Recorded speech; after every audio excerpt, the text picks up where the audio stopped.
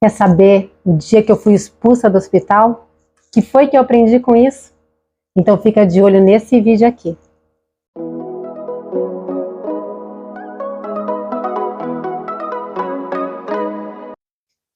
Meu nome é Lisiane e este é o canal Nova Era Influência. Sejam muito bem-vindos àqueles que estão entrando pela primeira vez nesse canal. Nesse canal nós vamos trazer sempre muita coisa que vai te ajudar em alguma coisa, tanto no lado corporativo como na sua vida pessoal. Então veja os outros vídeos, que já temos alguns outros vídeos, como suportando o luto, como superar a raiva. Temos vídeos que algum deles com certeza vai poder te ajudar. Já vai deixando aquele like. Se você durante o vídeo pensar em alguém que precisa ouvir essa mensagem, compartilhe o vídeo, ajude alguém. E tem tudo a ver sobre isso, ajudar alguém, compartilhar. Mas você quer saber como que eu fiquei presa no hospital? E o que eu aprendi com isso? Então veja esse vídeo até o final, para você saber o que aconteceu e o que eu aprendi com tudo isso. Bom, essa história, vamos voltar lá para trás, quando eu tinha mais ou menos uns 18 anos. A minha mãe, ela havia feito uma cirurgia de estômago. Naquela época a cirurgia não é tão avançada como é hoje. E aconteceu um problema depois, né, da cirurgia. Depois de um mês mais ou menos que ela já havia feito cirurgia, apareceu um buraquinho dos pontos que havia costurado aqui a parte da barriga dela. Apareceu um buraco e aquele buraco começou a sair um líquido marrom, um cheiro, um odor forte. E imediatamente ela ficou internada, porque nada parava de sair aquele líquido de cima do estômago dela. Então ficamos no hospital, e como ela não era idosa para ter acompanhante, e nem era de menor, lógico, né? Mas eu queria muito ficar com a minha mãe. Eu não queria deixá-la sozinha naquele momento. Eu queria de todo jeito estar ali cuidando dela, de tudo que ela precisasse. Mas eu não podia ficar. Era um hospital público.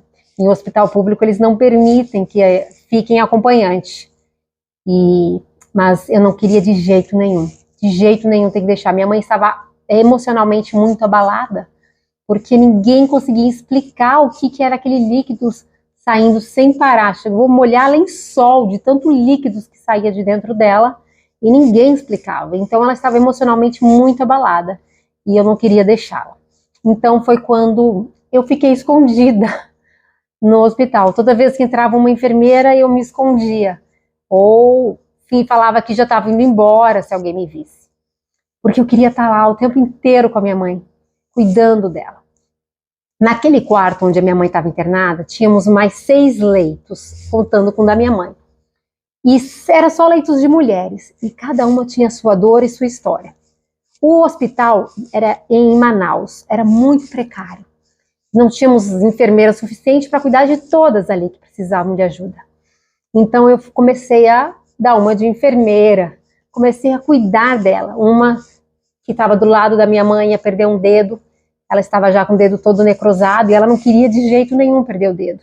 Então eu conversei muito com ela e eu ajudei ela emocionalmente naquele momento. Teve outra que estava com outro problema no seu pé e assim por diante, e eu cuidava.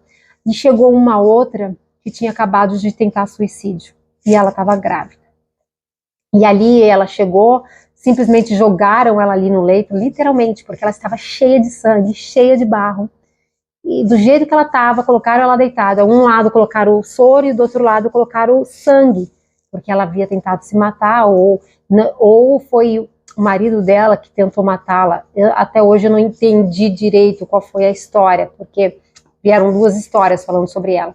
Mas o que ela disse que ela queria se matar por conta do marido, que ela contou para mim. Mas, então ela não podia só colocaram ela ali. Então quando eu vi aquilo, ela estava passando mal, ela disse que queria muito ir no banheiro, eu peguei ela. Assim que eu pego ela para levar ela para o banheiro, ela vomita muito em cima de mim, ela tem muita diarreia, e como ela está com os 2 braços parados, porque estava cortado os braços dela, ela estava muito ensanguentada. Então eu tirei a roupa dela, dei um banho nela, ajudei ela, peguei umas roupas que eu tinha, porque eu queria ficar no hospital, eu estava dormindo e acordando, eu não saía daquele hospital. E troquei ela e ajudei, e ela foi pro leito dela e ficou lá. E assim eu fui ajudando todas as 6 mulheres, inclusive a minha mãe, tudo que eu podia e o que eu não podia fazer. E claro, as pessoas sabiam que eu estava lá. Algumas enfermeiras me apoiavam e outras achavam um absurdo e tentavam me tirar de todo jeito.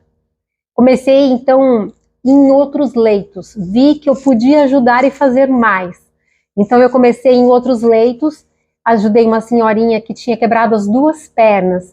Ela estava com fraldas há muito tempo, sujas, e ninguém veio trocá-la.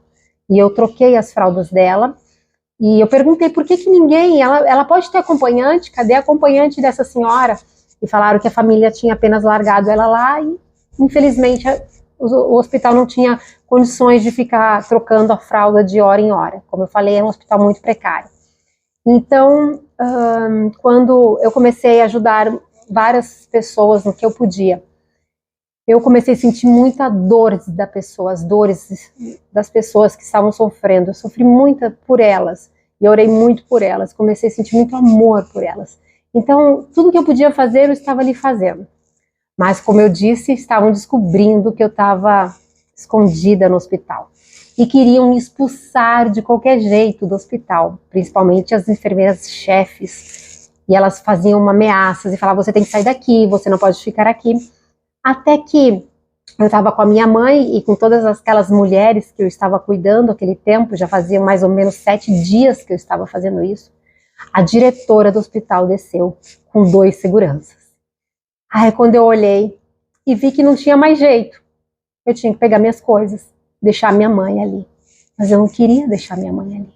Eu não queria deixar aquelas mulheres que eu estava ali. E o segurança e aquela diretora do hospital falou, você sai agora. E meio que me expulsando mesmo. Mas algo extraordinário aconteceu. Quando aquela diretora e aqueles seguranças estavam lá prontos para me expulsar do hospital, todas as mulheres que eu havia cuidado se levantaram da cama como puderam, sentando ou levantando e falaram, não, você não pode tirar ela daqui. E elas começaram a descrever todas as coisas que como elas estavam gratas por tudo aquilo que eu estava fazendo. E começaram a numerar, e começaram a falar e falar. De alguma forma, aquelas mulheres que tiveram minha ajuda, elas tocaram no coração da diretora, e ela permitiu que eu ficasse até o final do tratamento da minha mãe. E o que eu aprendi com isso? Que quando a gente de verdade ajuda alguém, na verdade, quem mais estava sendo ajudada era eu. Porque o meu maior objetivo ali dentro, o que eu mais queria era ficar com a minha mãe.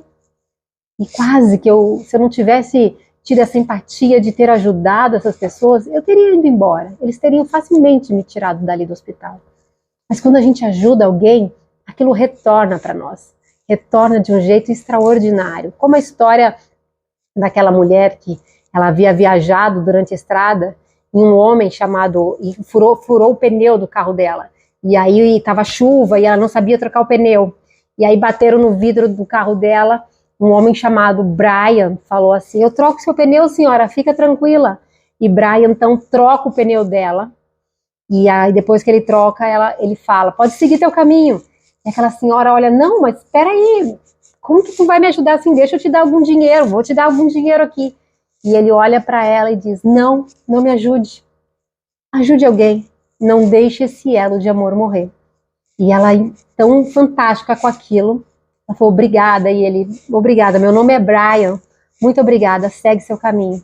E ela seguiu e parou na estrada, e uma lanchonete, havia uma garçonete grávida ali, e a garçonete, então, serve a sopa para ela que ela pede, aquela mulher deixa um envelope e vai embora. A garçonete grávida, assim, desesperada, como a mulher foi embora e nem pagou a conta, o que eu vou fazer? Eu não consigo comprar nem as roupas do meu bebê que vai nascer. E quando ela olha o envelope escrito para a garçonete, e tinha muito dinheiro, mas muito dinheiro, escrito assim, não deixe esse elo de amor morrer, ajude alguém.